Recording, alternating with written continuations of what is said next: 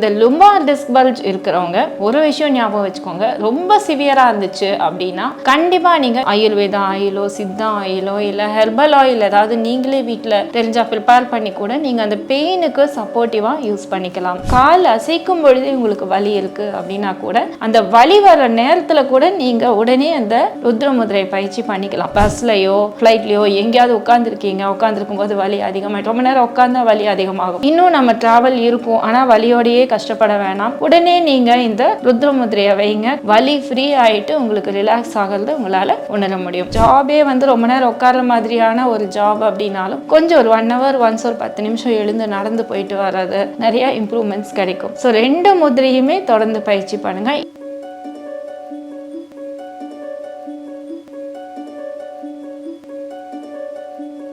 Health cafe Tamil நேயர்களுக்கு வணக்கம். லும்பார் disk bulge, அதாவது இடுப்பு எலும்பில் ஏற்படக்கூடிய டிஸ்க் பல்ஜ், அதாவது இடுப்பு பகுதியில் இருக்கக்கூடிய அந்த எலும்புல வயதின் காரணமாகவோ இல்லை ஏதாவது இல்லை கீழே விழுந்துட்டா கூட அடிபட்டா கூட இது நடக்கும். இந்த டிஸ்க் பல்ஜ் அப்படிங்கிறது இடுப்பு பகுதியில் ஏற்படும் பொழுது அது ரொம்ப ரொம்ப ரொம்ப ரொம்ப பயமா இருக்கும், ரொம்ப பெயின்ஃபுல்லா இருக்கும். நமக்கு எழுந்து நடக்க முடியாது, நடந்தா கால் ஃபுல்லா இந்த வலி பரவும். ஸோ இது சில சமயம் ஆக்டிவிட்டி பண்ண முடியாம அதுக்கப்புறம் நம்ம அப்படியே சேர்ல அதிக நேரம் உட்காந்துக்கிட்டே இருக்கிற மாதிரி இருக்கும், உட்காந்துட்டு இருக்கணும்னு தோணும். அந்த மாதிரி இருக்கும் பொழுது அது ஒபிசிட்டியில கொண்டு போய்விடும். இந்த மாதிரி எக்கச்சக்கமான பிரச்சனைகள் இந்த லும்பார் டிஸ்க் பல்ஜை ஒட்டி அது வந்ததுனால நமக்கு நம்ம வாழ்க்கையில வர ஆரம்பிச்சிடும். ஸோ நமக்கு இவ்வளோதான், இதுக்கு மேல நம்ம இந்த பெயினோடையே தான் நம்ம இருக்கணும் லைஃப் லாங் அப்படின்னு சொல்லிட்டு நினைக்க வேண்டிய அவசியம் இல்லை.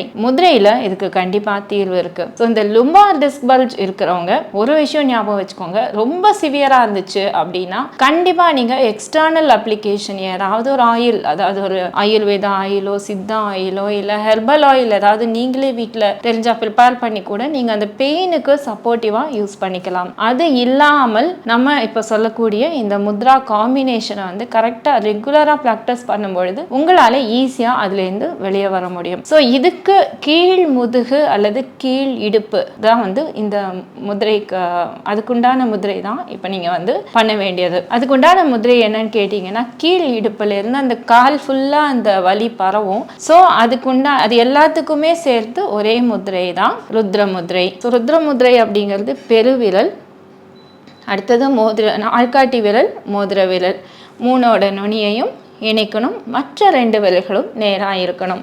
ஸோ இந்த முதிரை நேராக வச்சு உள்ளங்கை வானத்தை பார்த்து வச்சு நீங்கள் பயிற்சி பண்ணணும்.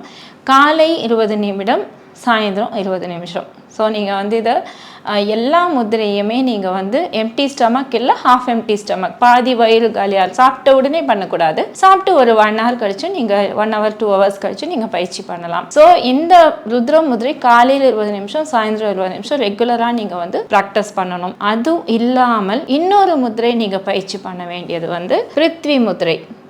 ஸோ இந்த பிருத்வி முதிரை ரெண்டுமே உங்களுக்கு வலியை நல்லா குறைக்கும். அந்த டிஸ்க் பல்ஜ் கொஞ்சம் கொஞ்சமாக சரியாகிறதுக்கு உதவி செய்யும். ஸோ பிருத்வி முதிரைங்கிறது மோதிர விரலும் பெருவிரலும் இணைச்சு பண்ணணும்.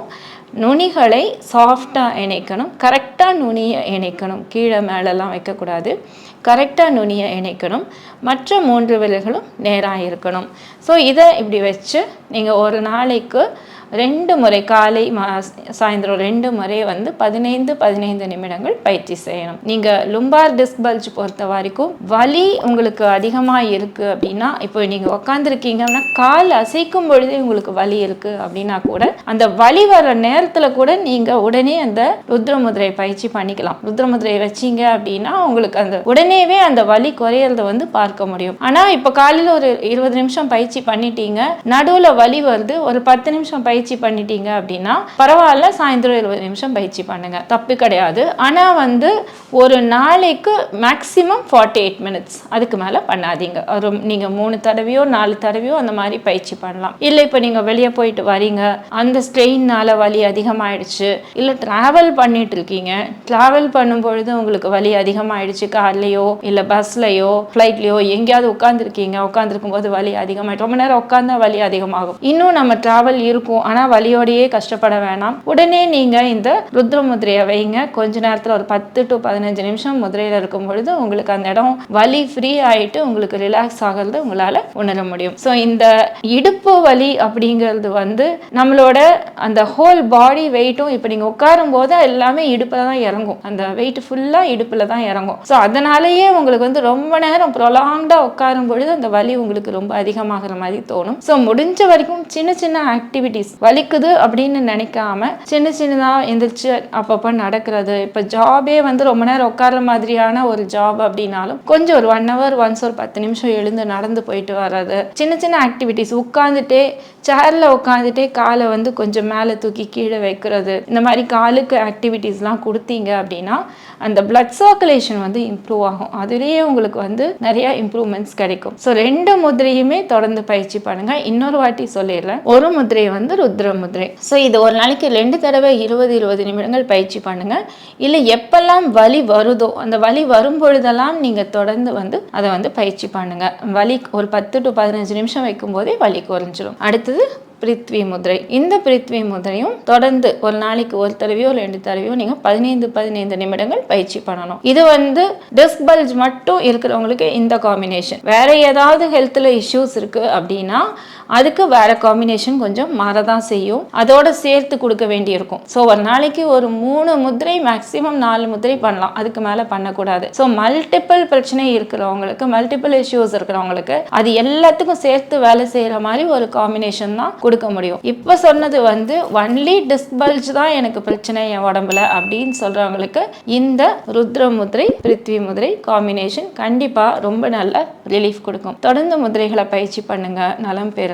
வாழ்க வளமுடன். இந்த வீடியோ உங்களுக்கு பிடிச்சிருந்தா லைக் பண்ணுங்க, ஷேர் பண்ணுங்க, கமெண்ட் பண்ணுங்க. மறக்காம ஹெல்த் கஃபே தமிழ் சேனலை சப்ஸ்கிரைப் பண்ணிட்டு பெல் பட்டனை கிளிக் பண்ணிடுங்க.